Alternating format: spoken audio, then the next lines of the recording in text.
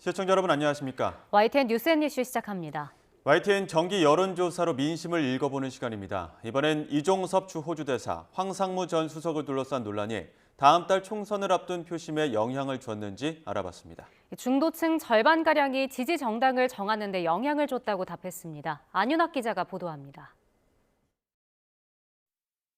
이종섭 주 호주 대사 임명, 황상무 전 대통령실 시민사회 수석 막말 논란이 총선을 앞둔 유권자들 마음에 영향을 줬는지 물었습니다. 엠브레인 퍼블릭에 의뢰해 전국 남녀 1,003명을 조사했는데 영향이 있었다 38%, 없었다 52%, 잘 모르겠다거나 응답하지 않은 유권자는 10%였습니다. 이념 성향별로는 보수는 영향이 없었다는 의견이 67%로 우세했습니다. 하지만 진보는 49%, 중도층은 47%가 영향을 받았다고 답했습니다. 중도 표심이 진보층과 같이 움직이면서 변화가 생겼다고 분석할 수 있는 지점입니다. 귀국 이후 국내에 머무르고 있는 이종섭 대사 거취 문제를 어떻게 생각하는지도 물었습니다. 공수처의 수사 일정에 따라 조사받으면 된다는 유권자는 49%로 윤석열 대통령이 해임하거나 자진 사퇴해야 한다는 37%보다 많았습니다. 정당 지지도는 민주당이 3주 전 조사와 같은 39%, 국민의힘은 2%포인트 빠진 34%였습니다. 조국 혁신당은 이전 조사보다 4%포인트 올라 8%를 기록했습니다. 윤석열 대통령의 국정 운영에 대한 긍정평가는 지난 조사보다 5%포인트 내려간 33%, 부정평가는 60%였습니다. YTN 안윤학입니다. 정당 지지도도 살펴봤습니다. 지역구 선거에서 투표할 정당을 보면 국민의힘 32%, 민주당 43%로 나왔는데요. 특히 경기 인천에선 국민의힘 28%, 민주당 47%를 기록해 여당 약세가 뚜렷한 것으로 YTN 여론조사 결과 나타났습니다. 비례대표 선거에서 투표할 정당을 물었더니 국민의힘의 28%, 조국혁신당 25%로 나왔습니다. 보도에 조성호 기자입니다. 후보자 등록을 마치고 본격적인 선거 국면으로 들어선 가운데 YTN은 여야 거대 정당 가운데 누가 더 공천을 잘했는지 물었습니다. 민주당이 더 잘했다 33%, 국민의힘이 더 잘했다는 29%였습니다. 양당이 비슷하다는 의견은 31%였습니다. 보수층에서는 국민의힘이 더 잘했다는 유권자가 65%, 진보층은 민주당이 더 잘했다 60%였는데 중도층은 두 정당이 비슷하다 42%, 민주당이 더 잘했다 35%로 나타났습니다. 다음 달 10일 총선에서 어느 정당의 지역구 후보에게 투표할지 물었습니다. 민주당은 지난 조사보다 4%포인트 오른 43%, 국민의힘은 3%포인트 낮아진 32%였습니다. 특히 서울에서 국민의힘 34%, 민주당 43%, 경기 인천에서 국민의힘 28%, 민주당 47%로 여당 약세가 뚜렷했습니다. 비례대표 선거에서 투표할 정당은 국민의힘의 28%, 더불어민주연합 20%였습니다. 조국혁신당이 3주 전 조사 때보다 10%포인트 올라 25% 득표할 걸로 예상됐습니다. 조국혁신당을 찍겠다고 한 유권자 53%는 지지하는 비례정당이 한 달 전과는 다르다고 답했습니다. 조국혁신당의 등장이 표심에 영향을 줬다는 분석이 가능한 대목입니다. 지금 지지하는 후보와 정당을 계속 지지할지 알아봤더니 비례대표의 경우 국민의힘의 조국혁신당 지지자들은 확고한 입장이었지만 민주연합 지지자들은 상대적으로 표심이 바뀔 가능성을 내비쳤습니다. 차기 대선 후보 적합도는 이재명 대표가 33%, 한동훈 비대위원장이 21%였습니다. YTN은 엠브레인 퍼블릭에 의뢰해 지난 24일부터 이틀 동안 전화 면접 방식으로 전국 유권자 1,003명을 조사했습니다. 응답률은 13.9%, 표본 오차는 95% 신뢰 수준에 플러스 마이너스 3.1%포인트, 전체 질문지를 포함한 자세한 내용은 중앙선거 여론조사 심의위원회 홈페이지를 참조하면 됩니다. YTN 조성호입니다. 보다 자세한 여론조사 결과는 잠시 후 2부에서 취재기자, 전문가와 함께 분석해 보겠습니다. 이번엔 국회 소식 짚어봅니다. 공식 선거운동 시작을 하루 앞두고 국민의힘 한동훈 비상대책위원장이 국회를 세종시로 완전히 이전하겠다는 공약을 내놨습니다. 민주당 이재명 대표 역시 오늘 충청권을 찾아 기본사회 5대 공약을 발표하는 등 중언 표심을 공략하고 있습니다. 취재기자 연결합니다. 나혜인 기자. 네, 국회입니다. 네, 한동훈 비대위원장 오늘 아침 급히 기자회견을 열었죠? 네, 22대 총선 공식 선거운동 시작을 앞두고 국민의힘 중앙당사에서 기자회견을 자청한 한동훈 위원장은 4월 10일 여의도 정치를 종식하겠다고 말했습니다. 국회를 완전히 세종시로 옮겨서 행정 비효율을 해소하고 국토 균형 발전과 지역 경제 활성화까지 3마리 토끼를 잡겠다고 공약했습니다. 세종을 진정한 정치 행정 수도로 완성하고 서울 여의도는 금융 문화 중심지로 개발하겠다고 약속했는데 서울과 충청권 표심을 동시에 잡겠다는 전략으로 풀이됩니다. 국회의사당을 서울의 새로운 랜드마크로 시민들께 돌려드리고 여의도와 그 주변 등 서울의 개발 제한을 풀어서 서울의 개발을 적극적으로 추진하겠습니다. 오늘로 충선을 딱 2주 앞두고 여당의 위기감은 적지 않습니다. 정치권에선 현재 수도권 판세와 조국혁신당의 돌풍이 계속된다면 범야권 정당이 개헌과 대통령 탄핵까지 가능한 200석을 가져갈 거란 관측까지 나오고 있습니다. 아침 기자회견을 마친 한동훈 위원장은 곧바로 인천으로 이동해서 현장 선대위 회의를 주재하며 수도권 표심을 공략하고 있는데 후보들에게는 언행을 더 절제하자고 당부했습니다. 여당 내부에선 최근 여권발 악재가 대부분 대통령실에서 터져나왔다며 용산의 변화가 필요하다는 목소리가 꾸준합니다. 장동혁 사무총장은 아침 기자들과 만나 이런 상황을 대통령실도 예의주시하리라고 생각한다고 말했습니다. 안철수 공동선대위원장은 아침 SBS 라디오 인터뷰에서 의대생 증원 규모를 2,000명으로 고집해선 안 된다는 입장을 거듭 강조했습니다. 네, 더불어민주당 이재명 대표 역시 오늘 충청 지역을 방문했죠. 네, 충북 충주에서 현장 선대위 회의를 주재한 이재명 대표는 국가가 국민의 기본적인 삶을 보장하겠다며 기본사회 5대 정책을 발표했습니다. 정권이 무능해 민생이 위태롭고 청년은 결혼과 출산의 꿈도 꾸지 못하고 있다며 출생 기본소득과 월세 10,000원 임대주택 확대, 또 국립대 무상교육과 간병비 건강보험 적용 등을 공약했습니다. 우리의 경제력과 국가 역량이 이제 국민들의 기본적인 삶을 보장할 정도는 됐습니다. 탈락자를 구제하는 소극적 복지에서 누구나 탈락하지 않는 적극적 복지로 나아가야 합니다. 이 대표는 이어 충주 전통시장을 찾아 정부가 국민을 분열시키고 한반도 평화와 민주주의를 위협하고 있다며 정권 심판론을 거듭 부각했습니다. 오늘 제천과 청주까지 종일 충북 일대를 돌면서 상대적으로 부동층이 많다고 평가받는 중원 표심을 공략할 예정입니다. 계파 갈등이 수면 위로 드러났던 공천 국면을 지나면서 야권의 선거 준비 분위기는 나쁘지 않습니다. 여권발 악재의 정권 심판론이 점차 커지고 있다는 게 야당 안팎의 대체적인 평가입니다. 하지만 범야권이 200석을 가져갈 수 있다는 낙관론은 경계하고 있습니다. 민주당 핵심 관계자는 아침 YTN과 통화에서 범야권 200석은 말도 안 되는 소리라고 일축했습니다. 야권의 분위기가 나쁘다는 건 아니지만 내부적으로 판세를 분석해보면 여당이 엄살을 부리는 거라고 주장했습니다. 네, 앞서 전해드린 대로 내일 0시부터는 공식 선거운동이 시작되는데 뭐가 달라지는 겁니까?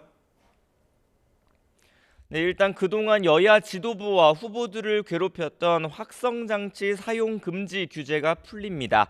공개 장소에서 아침 7시부터 밤 9시까지 마이크를 잡고 연설할 수 있고 거리 곳곳에 선거 벽보가 붙고 유세 차량도 다니게 됩니다.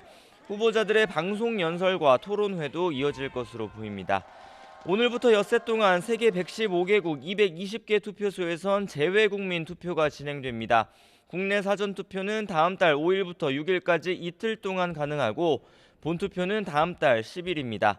지역구 의원 254명과 비례대표 46명을 뽑는 이번 선거에서 비례대표 후보를 낸 정당은 역대 최다인 38곳입니다. 투표용지는 무려 51.7cm에 달해 개표 기계 대신 100% 사람이 손으로 개표를 해야 합니다. 또 이번 총선에선 부정선거 의혹을 차단하기 위해 투표지를 일일이 확인하는 수검표 절차가 한 단계 더 추가됐습니다. 개표에 걸리는 시간이 전보다 더 늘어날 것으로 보입니다. 지금까지 국회에서 전해드렸습니다. 대장동 사건으로 재판이 진행 중인 이재명 더불어민주당 대표는 총선 전날까지 법원에 출석하게 됩니다. 이재명 대표는 총선 일정을 고려해달라며 재판부에 거듭 호소했지만 재판부는 특혜로 비칠 수 있다는 입장입니다. 최근엔 무단불참으로 강제 소환 경고를 받고 일주일 만에 출석했습니다. 김다연 기자입니다. 총선 일정을 이유로 재판에 연달아 무단불참했던 더불어민주당 이재명 대표. 다음 기일에도 나오지 않으면 강제 구인할 수 있다는 재판부 경고를 받고 일주일 만에 대장동 사건 재판에 출석했습니다.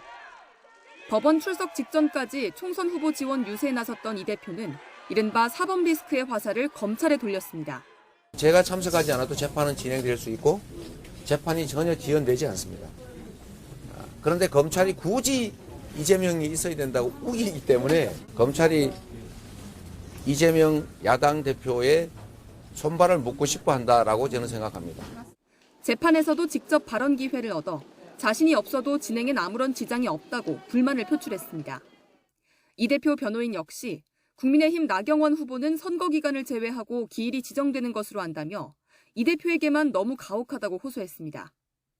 재판부는 그러나 이 대표의 정치 일정을 고려해 기일을 조정하면 분명 특혜 논란이 생긴다며 요구를 받아들이지 않았습니다. 일정 준수를 강요하는 건 아니지만 불출석할 경우 구인장을 발부하겠다고 거듭 경고했습니다. 다만 재판은 증인으로 나온 유동규 전 성남도시개발공사 기획본부장이 코로나 확진에 따라 건강이 나빠져 조기 종결됐습니다. 재판이 끝나자마자 이 대표는 곧장 서울 동작을로 이동해 류삼영 후보와 합동유세를 펼치는 강행군을 이어갔습니다. 이처럼 이 대표는 총선 때까지 민주당 선거대책위원장과 국회의원 후보, 형사재판 피고인 역할을 병행해야 합니다. 특히 대장동 사건 재판부는 오는 29일과 다음 달 2일에 더해 총선 직전 날인 9일에도 예외 없이 공판을 진행하기로 했습니다. 검찰이 재판 출석을 강요한다는 주장에도 불구하고 사법 리스크에 발목 잡힌 이 대표는 총선 결승선 코앞을 서초동에서 보내게 됐습니다. YTN 김다현입니다.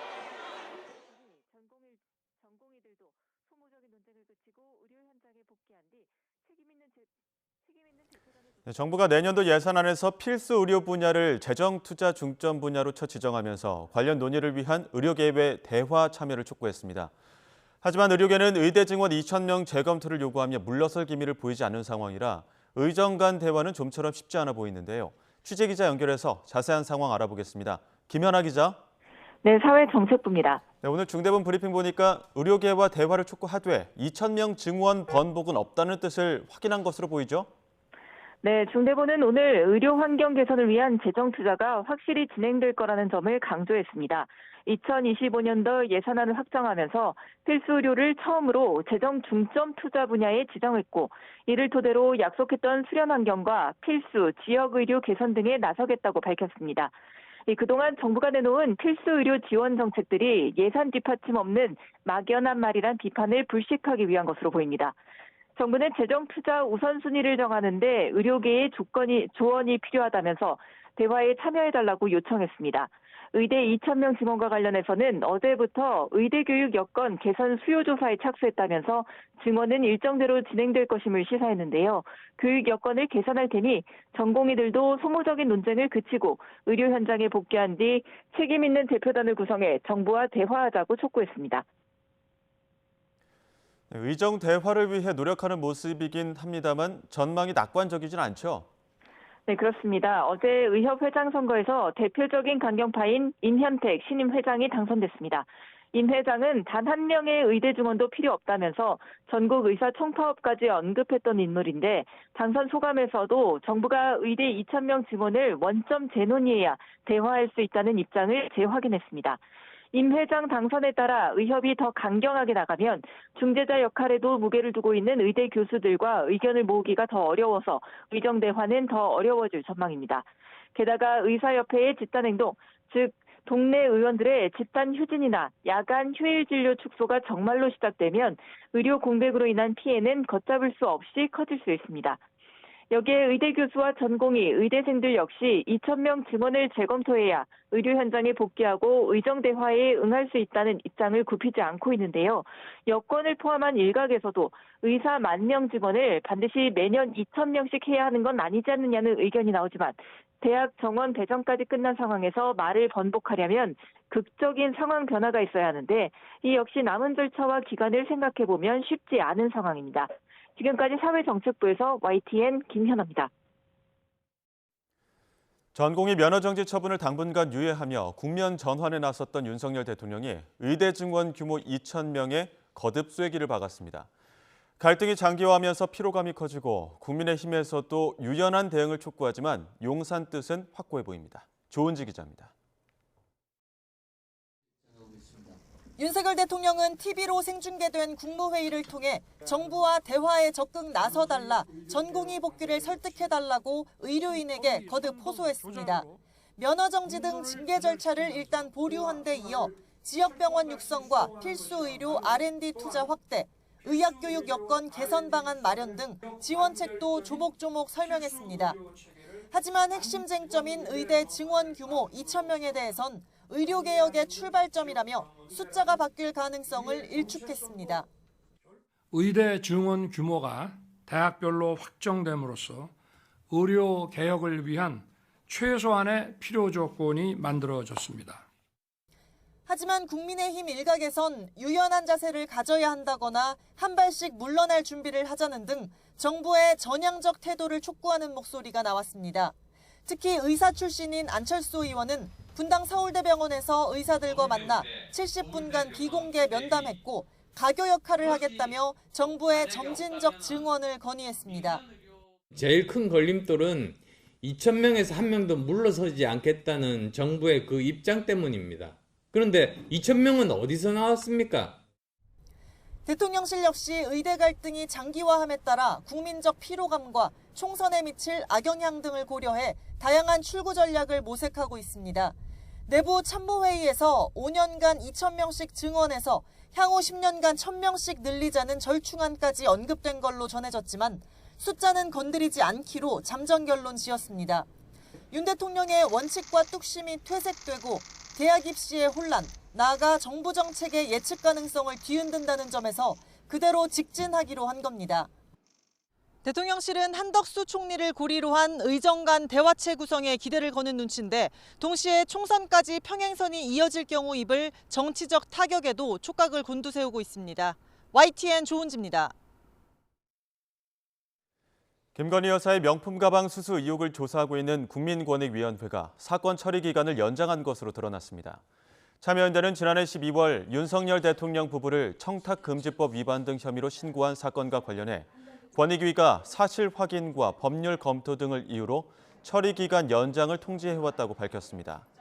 부패방지 권익위법은 권익위가 신고를 접수한 뒤 영업일 기준 60일 이내에 처리하고 필요할 경우 30일까지 연장할 수 있도록 하는데 늘린 기한을 다 채울 경우 최종 결론은 4.10 총선 이후에 나올 것으로 보입니다.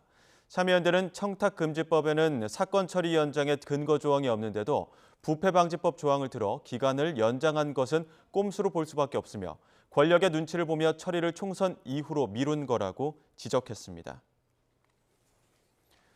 네, 내일부터 22대 국회의원 선거 공식 선거운동이 시작됩니다. 본격적인 선거전에 앞서 노태학 중앙선거관리위원회 위원장은 국민께 드리는 말씀이란 제목의 대국민 담화문을 발표하는데요. 현장으로 가보겠습니다. 중요한 선거입니다.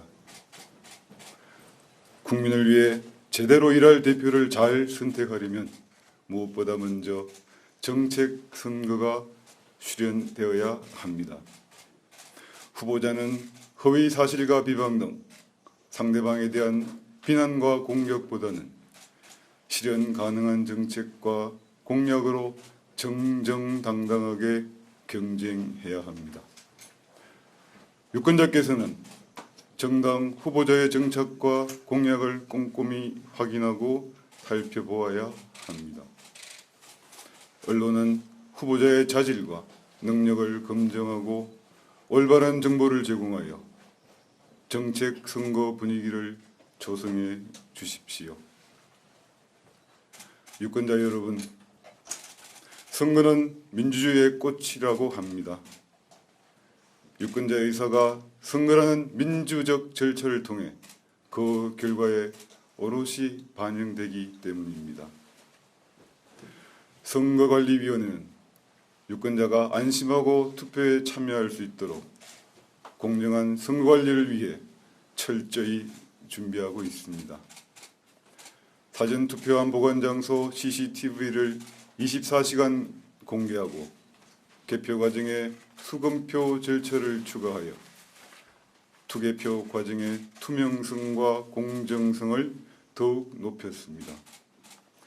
절차뿐만 아니라 선거운동의 공정도 중요합니다.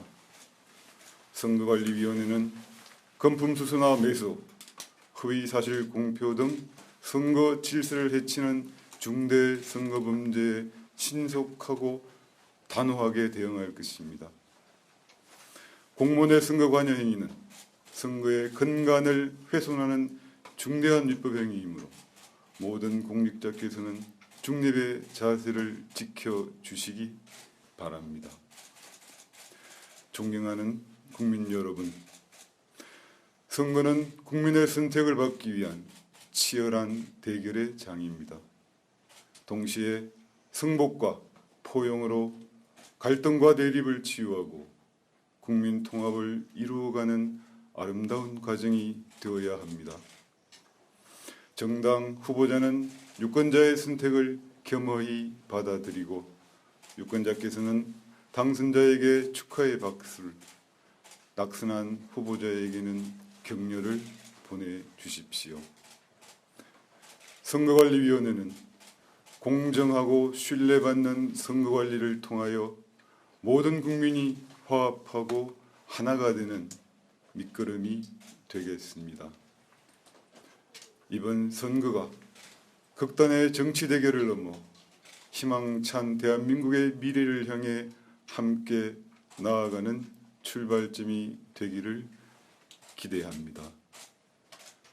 감사합니다.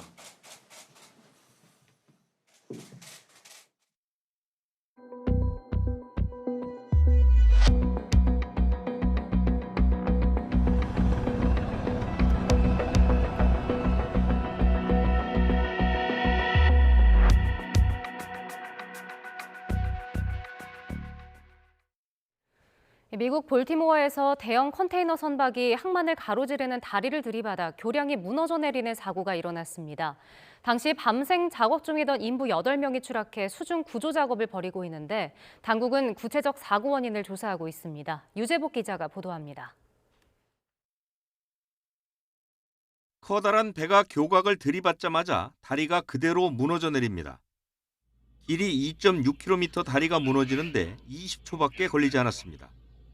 새벽 시간 볼티모어 항만을 가로지르는 교량을 컨테이너 선박이 들이받아 생긴 일입니다. My coworker goes, Jay, look, the bridge collapsed. And I was like, you're lying. Stop playing with me. He goes, no, go look. 다리가 무너지면서 인부 8명이 물에 빠졌습니다. 당국은 비상사태를 선포한 뒤 물속 구조 작업을 벌이고 있습니다. 싱가포르 선적 달리호는 컨테이너 4,900개를 싣고 볼티모어 항을 떠나 스리랑카로 갈 예정이었습니다. 충돌로 불이 났지만 곧 진화돼 선원 22명은 무사했습니다. We haven't seen any credible evidence of a terrorist attack. Our administration is working closely with leaders from all levels of government and society to respond to this crisis. 선박은 출항 뒤 동력을 잃어 다리를 들이받은 것으로 추정됩니다.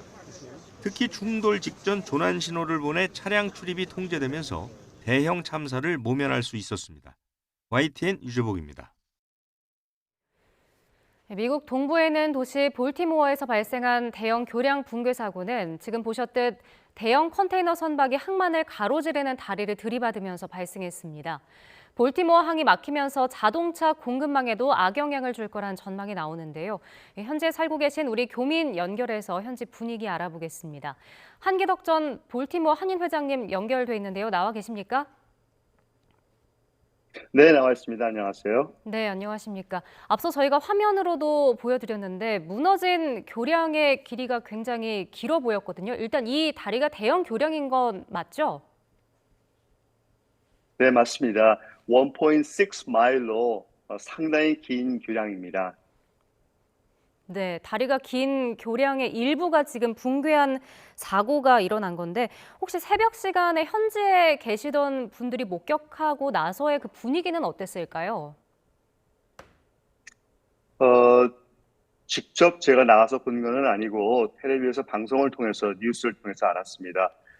아침에 일찍 보고서 정말 놀랐습니다. 그 교량은, 그 다리는 우리가 1년에 11 밀리언 피플이 쓰는 그런 교량이었기 때문에 굉장히 중요한 교량이었거든요. 너무나 깜짝스러운 사실이었습니다. 네, 많은 물동량을 처리하는 그런 다리기도 해서 더 충격이 컸을 것 같은데 원래는 그럼 이런 대형 컨테이너선이어도 이 다리 밑에 통행하는 데는 별 무리는 없는 곳이었나요? 아무 지장이 없었습니다. 근데 오늘 처음 일어난 사건이네요. 이런 일은. 네. 뭐 교량 한쪽을 들이받고 영상을 보시면 저렇게 다리가 굉장히 빠른 속도로 약 20초 정도라고 합니다. 더 무너져 버려서 충격적인데 지금 뭐 교각 안전 관리와 관련해서도 이 문제가 도마 위에 올랐다고요? 지금 오늘 아침부터 계속해서 방송이 뉴스가 나오고 있는데 많은 수사 단체와 또 정부 단체에서 모두 나와서 지금 열심히들 조사를 하고 있습니다. 그리고 한 7명이나 8명이 물에 빠진 걸로 알고 지금 그분들을 구하려고 애써 조사하고 있습니다. 한 명은 구출이 되었고 한 명은 구출이 되었지만 상당히 위험한 상태로 병원에 지금 입원되어 있습니다. 네, 조사는 좀 더 해봐야 알겠지만 그 다리 같은 경우 교량 그 안전 점검은 주기적으로 해 왔을까요? 당연하죠. 네. 네. 그럼 일단은 조사 결과를 좀 기다려 봐야 할 것 같고 다행히 새벽 시간이라서 오가던 차량은 많이 없었다고 들었는데 이때 네, 좀 알겠습니다. 통행이 신속하게 차단이 됐었을까요? 그 시간에는 별로 차량이 다니지 않았던 시간입니다. 그리고 또 그 위에서 실제로 공사를 하느라고 한 8명, 한 10명의 사람들이 일을 하고 있었다고 합니다. 네, 충돌 직전에 그 선박에서 먼저 조난 신호를 보내서 뭐 차량 출입은 통제가 좀 됐던 것 같은데 그렇다면 네, 맞습니다. 네, 이 부분에 있어서 작업하던 인부들이 좀 물에 빠지기 전에 조치를 취할 수는 없었을까요? 실제로 교량에서 떨어진 사실은 사실입니다. 왜냐하면은 모든 일이 일어났지만은 갑자기 일어난 일이라서 많은 손을 쓸 수가 없었던 것 같습니다. 네, 그러니까 미리 대피하기는 어려울 정도로 좀 갑작스럽게 일어난 사고였다 이렇게 말씀을 해주셨는데 일단은 네, 메릴랜드주 맞습니다. 당국이 지금 비상사태를 선포한 상황인 거죠? 네, 맞습니다. 지금 각 단체마다 또 아시다시피 이 지역에는 federal level, state level, county level들이 있기 때문에 각 구역마다 다들 나와서 지금 협조하고 같이 일하고 있습니다. 네, 지금 그럼 사고 선박에 대해서는 조사가 좀 계속해서 진행 중인 건가요? 네, 맞습니다. 근데 제가 사실은 저도 뉴스를 통해서 보는 내용들을 제가 보고 여러분들에게 확인시켜 드리는 거지 제가 더 뭐 추가할 내용이 별로 없습니다. 네.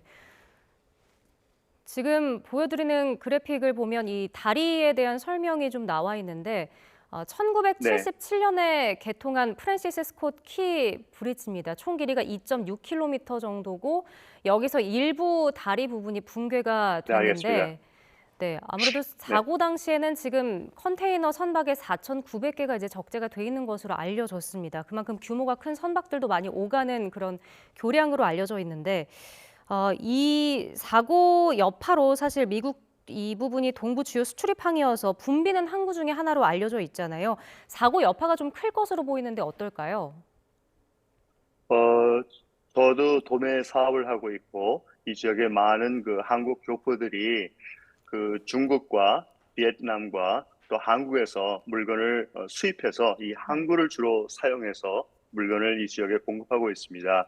그래서 저희들도 좀 걱정이 되는데 지금 당장은 안전과 또 그 사고 난 분들에 대한 걱정이 더 많기 때문에 아직은 말씀을 드릴 수가 없습니다. 그런데 이제 저희들의 짐작은 이제 이 항구가 한동안 못 쓰게 될 거니까 우리 중국과 베트남과 한국에서 오는 물건들이 버지니아에 있는 노folk을 통해서 오지 않을까 기대합니다. 그 뜻은 즉 시간이 많이 지연되고 또 그 운임비도 또 상승할 가능성이 높아서 저희들이 걱정하고 있습니다. 네, 그럼 언제쯤 혹시 이 운항이 재개될 것으로 좀 예상이 될까요? 거기에 대한 얘기는 뉴스에서 전혀 없었습니다. 지금 사고 조사와 또 당장 급한 일들을 하는 일이었지 언제 교량을 공사 시작하고 고치고 또 한 그런 아직 정보는 듣지 못했습니다. 네, 알겠습니다.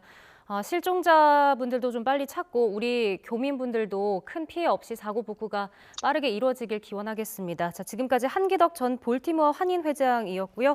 회장님 오늘 말씀 고맙습니다. 네, 감사합니다.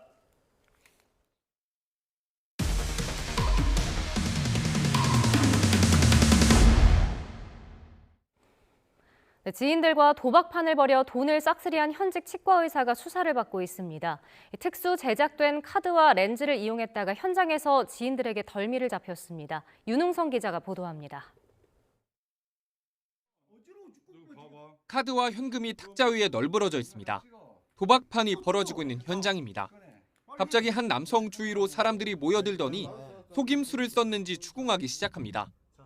너무하잖아. 자, 내가 돈 좀 땄다고. 해봐. 여기 렌즈 있습니다. 뭘 렌즈가 있어? 렌즈 하나. 봐봐, 렌즈 하나 나왔습니다. 강하게 부인하던 남성. 그런데 눈에서 검붉은 렌즈가 나옵니다. 카드에 대해서도 검증에 들어갑니다. 이거 하트요. 봐봐, 맞나? 맞네. 맞지?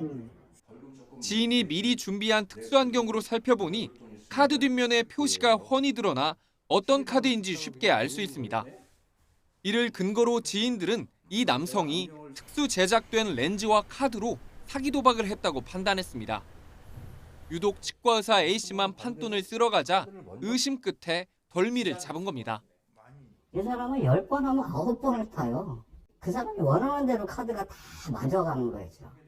도박을 함께한 10여 명은 이상하리만치 A씨가 승률이 높았지만 고소득자인 치과의사가 설마 사기를 칠까 처음엔 의심도 못했습니다.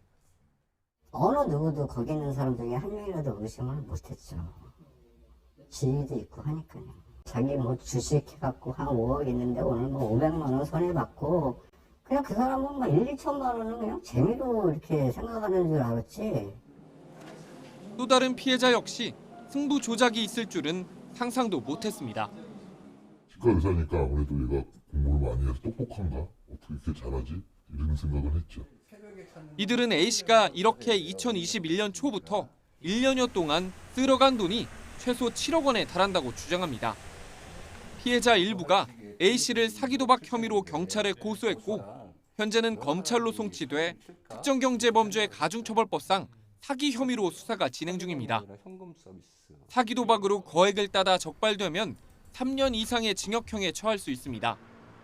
하지만 수사가 2년 가까이 길어지면서 A씨는 평소처럼 치과를 운영하고 있습니다. 취재진은 입장을 묻기 위해 A씨를 찾아갔지만 상대편의 일방적인 주장이라며 답을 피했습니다. YTN 윤웅성입니다. 서울 시내버스 노조가 진행한 총파업 찬반 투표가 가결됐습니다. 노사가 이견을 좁히지 못하면 내일 첫 차부터 파업에 들어가는데 마지막 파업은 지난 2012년이었습니다. 보도에 최기성 기자입니다. 차고지에 마련한 투표소에서 서울 시내버스 노조 조합원들이 총파업 찬반 투표를 진행합니다. 재적 조합원 대비 88.5%, 투표에 참여한 조합원 가운데 98.3%가 총파업에 찬성했습니다. 전국 자동차 노동조합연맹 서울 시내버스 노조에는 시내버스 회사 61개, 18,300여 명이 조합원으로 있습니다. 노조와 서울시 버스운송사업조합은 지난해 말부터 9차례 임금 협상을 벌였지만 합의점을 찾지 못하고 있습니다. 노조는 12.7% 인상을 요구하고 사측은 올해 공무원 임금 인상률인 2.5% 인상만 가능하다며 맞서고 있는 겁니다. 서울 시내버스 근속연수 7년에서 9년인 직원 평균 시급은 12,146원, 양측 요구를 반영한 인상시급은 각각 13,688원과 12,450원으로 1,000원 넘게 차이 납니다. 임금 수준이 그 노동 강도에 비해서도 굉장히 낮고 실제로 단순하게 임금만 놓고 비교해도 인천보다 굉장히 낮아 있는 수준입니다. 12.7%라는 엄청난 숫자를 갖다가 인상을 요구하니 저희로서는 좀 감당하기 어렵구나 이거를. 그래서 이걸 받아줄 수가 없는 수치입니다. 이거는. 노사는 오늘 오후 서울지방노동위원회에서 마지막 협상을 벌입니다. 합의안을 도출하지 못하면 내일 첫 차 시간부터 400여 개 노선 7천여 대 운행이 전면 중단하는 만큼 시민 불편이 예상됩니다. 서울시는 긴급 수송 대책을 마련해 대응하기로 했습니다. 지하철 운행 횟수를 늘리고 막차 시간도 1시간 연장합니다.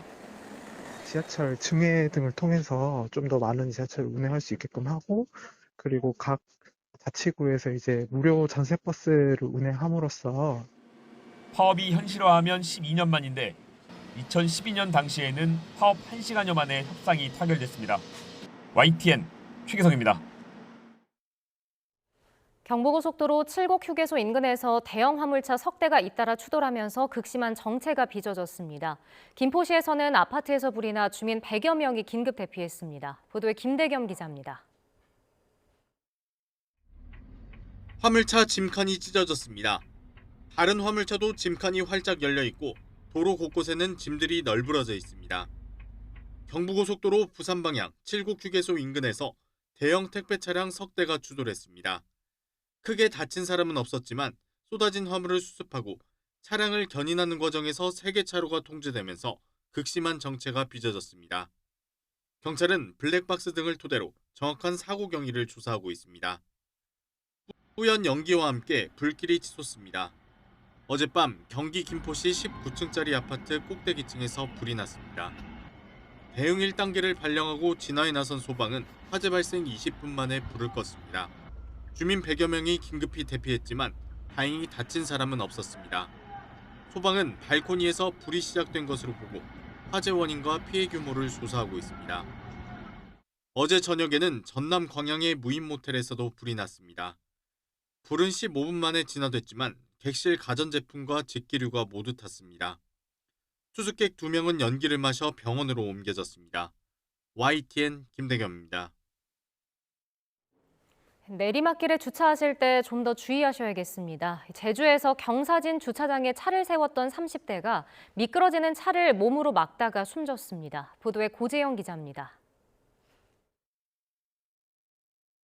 30대 A씨가 주차장에 차를 세우고 내리자마자 차가 뒤로 내려옵니다.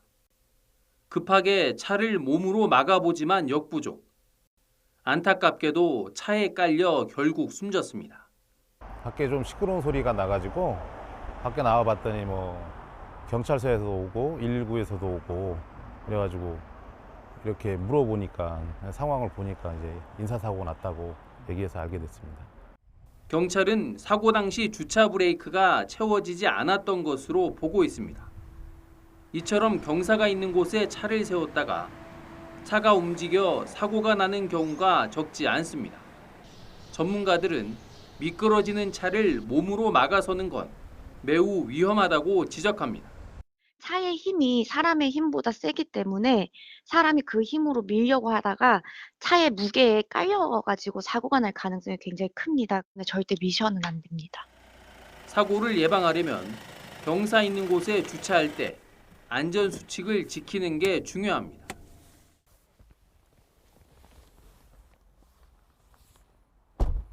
이처럼 내리막길에 주차했을 때에는 먼저 주차 브레이크를 채우고 타이어를 벽 쪽으로 돌려준 뒤 마지막에는 이런 돌 같은 물체를 타이어 밑에 넣어 차가 밀리지 않도록 해주는 것이 중요합니다.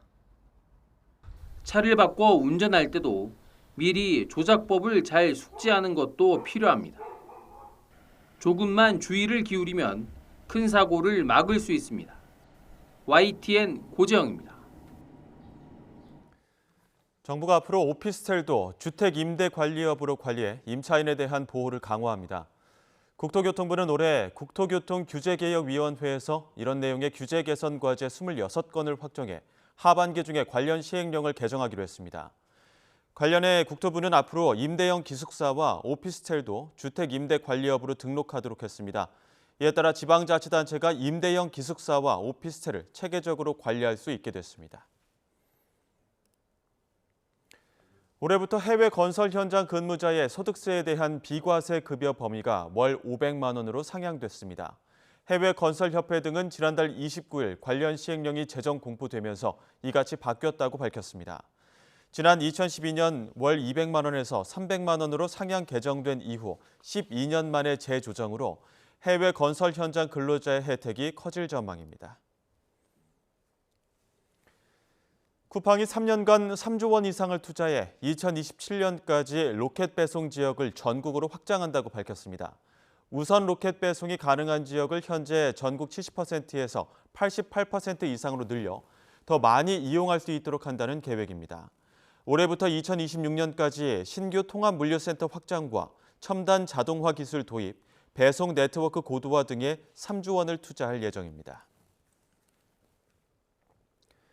트럼프 전 미국 대통령이 설립한 SNS 트루스 소셜이 뉴욕 증시 거래 첫날 16% 올라 트럼프의 지분 가치는 6조 원대에 이릅니다.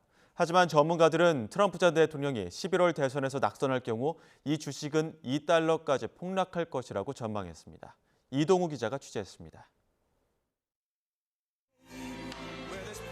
트럼프 전 미국 대통령이 설립한 SNS 트루스 소셜이 뉴욕 증시에 데뷔한 날 주가는 16% 상승한 $58에 거래를 마쳤습니다. 장중 한때 60% 가까이 폭등해 $79까지 고점을 높이기도 했지만 장 마감을 앞두고 상승폭을 반납했습니다. 하지만 주가 상승으로 트럼프 보유 지분의 가치만 $50억, 6조 7천억 원 이상으로 평가됩니다. 트럼프 지지자들의 적극적인 매수 공세가 주가 상승을 주도했다는 분석입니다. And he's got some financial difficulties. And I think there's a lot of people out there that just say, I'm going to buy the stock just to help the Donald. And they're doing it now. 하지만 전문가들은 적자를 내고 있는 이 회사의 주가는 지나친 것이라고 지적합니다. I think it was up in the 70s or $69 it's trading right now. From a fundamental perspective, it makes no sense. You know, I would be looking for this stock to be dropping down into the 20s and the teens after the election. You know, and if Donald Trump lost, the thing would probably be a $2 stock. 이런 가운데 트럼프 전 대통령의 성추문 입막음 의혹 사건을 담당하는 판사가 트럼프에게 함구령을 내렸습니다. So I suspect that the court has already started to lose a little bit of patience with the Trump defense team.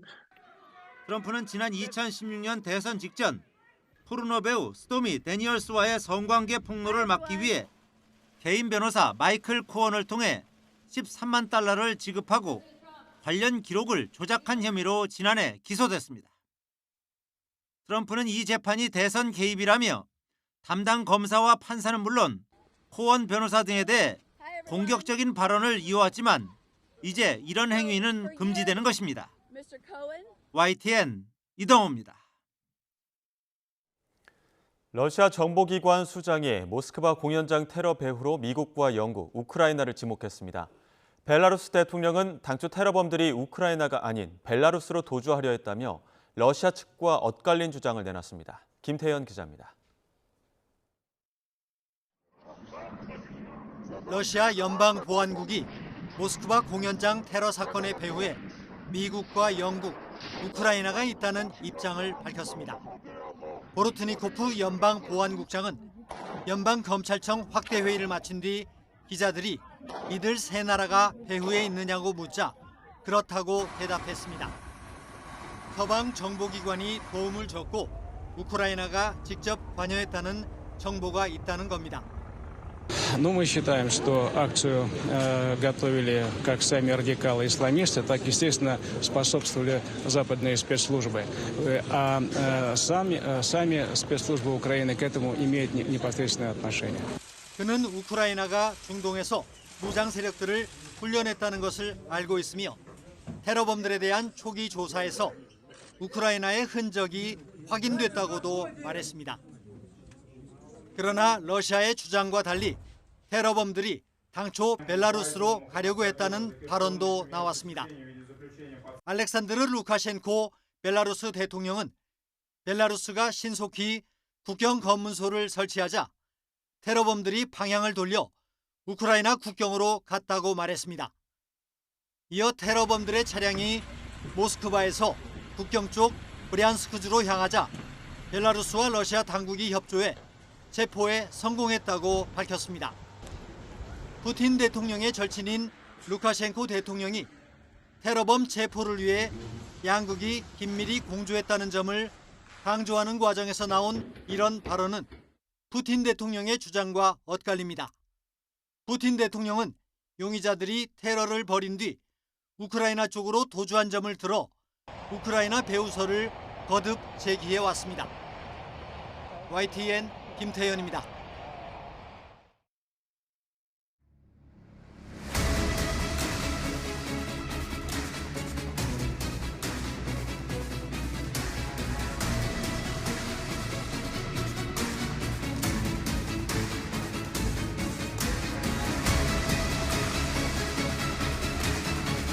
준호해요 이 이야기만 하고 그다음부터 계속 울어서 많은 이야기를 나눴다기보다는 손준호 선수는 계속 울고 저는 고생했다고 괜찮다고 이제 다 괜찮다고.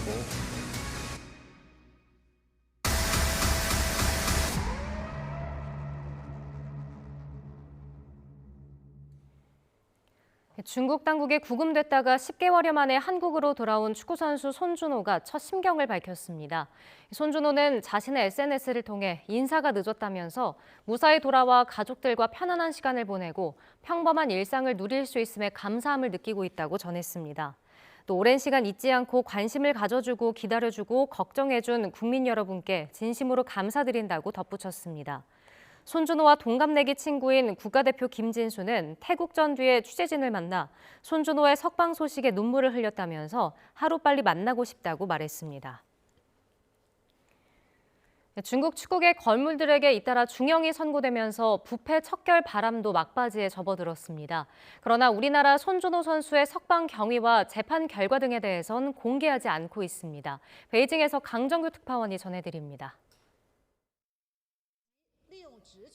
중국 축구계 수장이었던 전시위안 축구협회 전 주석에게 무기징역이 선고됐습니다. 모든 정치 권리 박탈과 재산 몰수 처벌도 따라붙었습니다. 지난 2010년부터 2023년까지 직권을 이용해 사업 편의를 봐주고 150억 원의 뒷돈을 챙긴 혐의입니다.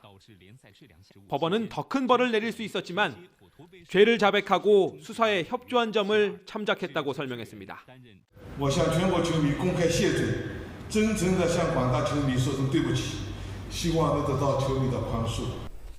같은 혐의로 재판에 넘겨진 중국 슈퍼리그 전 사장 등 3명에게도 징역 8년에서 14년형이 내려졌습니다. 때늦은 참회의 눈물을 흘리는 피고인들의 최후 진술이 고스란히 전파를 탔습니다. 以我的犯罪行为作为反面的教材、反面的典型，更多的警示、教育后人。 13개 축구팀이 심판을 매수하거나 리그 강등을 막기 위해 순위 조작에 나선 사실도 확인됐습니다. 帮助该俱乐部成功保级，于洪神的行为扰乱了足球比赛公平的竞赛环境。 일부 외신이 종신형을 선고받았다고 보도한 리태 전 국가대표팀 감독의 재판은 28일로 전해졌습니다. 그러나 한국 국가대표 출신 손준호를 비롯한 현역 선수들의 재판 결과는 공개되지 않았습니다. 此前我们简要介绍过情况，有关这个案件的具体进展，请你向主管部门了解。 다만 승부 조작 등에 연루된 몇몇 선수들이 10개월 안팎의 형기를 마치고 풀려났다는 설만 나돌 뿐입니다. 베이징에서 YTN 강정규입니다. 그룹 방탄소년단과 세븐틴의 소속사 하이브가 세계 최대 음악 기업 유니버설 뮤직그룹에 앞으로 10년간 글로벌 음반 음원 유통을 독점적으로 맡기는 계약을 체결했습니다. 하이브는 유니버설 뮤직그룹이 글로벌 음악 시장에서 K-팝의 존재감이 커지고 하이브가 멀티레이블 전략을 성공적으로 구현하고 있다는 점에 주목해 이번 계약을 맺게 됐다고 밝혔습니다. 유니버설 뮤직그룹은 앞으로 하이브 소속 가수들의 북미 지역 활동 홍보와 마케팅도 지원하기로 했습니다. 오늘 낮 동안 완연한 봄 날씨가 이어지겠습니다. 서울 한낮 기온이 16도, 대구는 18도로 어제보다 기온이 크게 오르겠는데요. 따뜻한 햇살에 바깥 활동하기 좋겠습니다. 다만 일교차엔 주의가 필요합니다. 낮 기온이 높게 오르면서 그만큼 낮과 밤의 온도차는 15도 안팎으로 크게 벌어지고 있으니까요. 오늘 늦게까지 바깥에 계신다면 입고 벗기 쉬운 겉옷으로 체온 조절해 주셔야겠습니다. 오늘 하늘도 가끔 구름만 지나면서 맑겠고요. 미세먼지 걱정도 없겠습니다. 다만 동해안과 제주도 해안에선 오늘까지 너울성 파도가 높게 일겠습니다. 해안가 접근은 자제해 주시는 게 좋겠습니다. 오늘 전국적으로 낮 기온이 어제보다 또 예년보다 높게 오르겠는데요. 서울 16도, 광주 19도, 부산도 16도 예상됩니다. 내일은 또다시 전국에 비 소식이 있습니다. 다만 내륙에 내리는 양은 많지 않겠고요. 이후로는 대체로 맑은 하늘이 이어지겠습니다. 날씨였습니다. 이어서 뉴스앤이슈 2부가 방송됩니다. 저희는 잠시 뒤에 돌아오겠습니다.